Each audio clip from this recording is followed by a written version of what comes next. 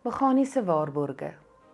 Werk dit en gaan ek seker wees dan wanneer ek dit nodig het, almal my nie van stuurboord tot bakboord gaan stuur nie. En dan, net om te hoor, my eis is afgekeur.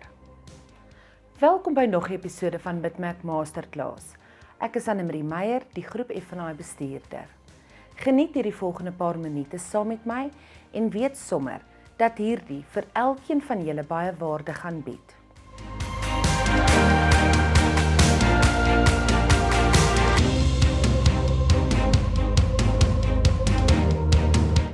'n Meganiese waarborg wat jy uitneem by die handelaar wanneer die fabriekswaarborg verval het, is van uiterste belang.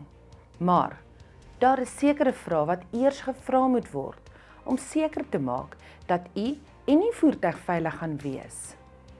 Vrae sluit in, soos byvoorbeeld, waarvoor betaal ek?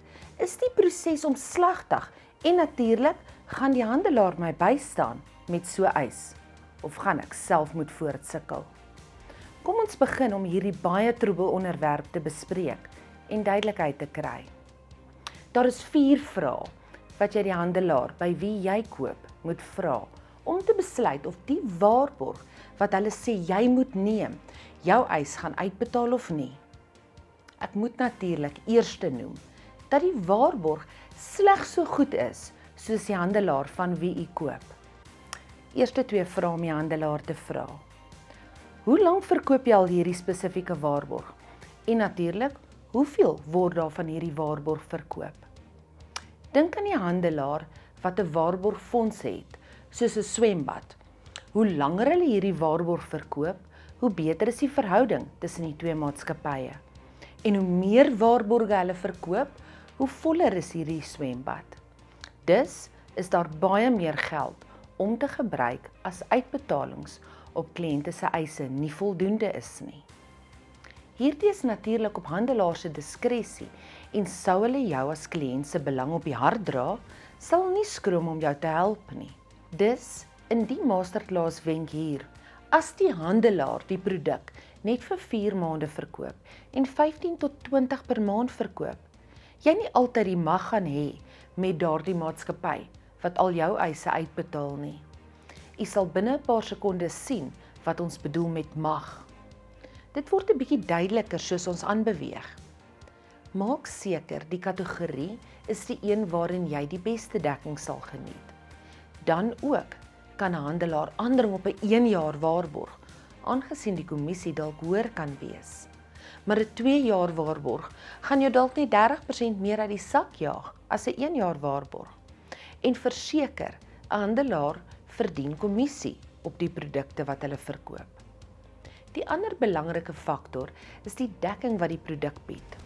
Kom ons vat 'n voorbeeld van 'n BMW radkas wat tot 35.000 kos om te herstel.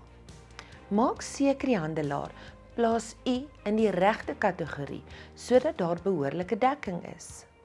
Die derde vraag: wie hanteer my eis as daar 'n meganiese probleem met my voertuig ontstaan?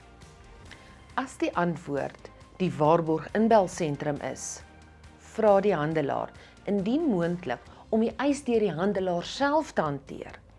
Hulle betrokkenheid verseker gemak vir u as 'n kliënt. Die handelaar ken die prosedure. Sodoende is u ook seker dat die eis nie afgekeur sal word deur onkunde en agterloosigheid nie. As u gekose handelaar hul sout werd is, sal nie skroom om dit te hanteer nie.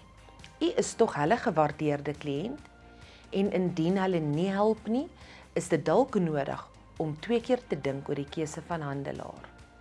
4de vraag: hoe voel hierdie handelaar oor ex gratia eise?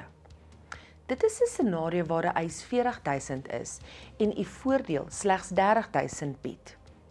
Die meeste handelaars sal die kliënt vra om die balans uit hulle eie sak te betaal, omdat daardie fonds deur die handelaar beskerm word. Na die afloop van so 'n waarborg, verdien die handelaar weer 'n gedeelte wins terug in hulle sakke. Dus is die meeste handelaars nie lief om aan daardie gedeelte te raak nie. Vra die handelaar daarna.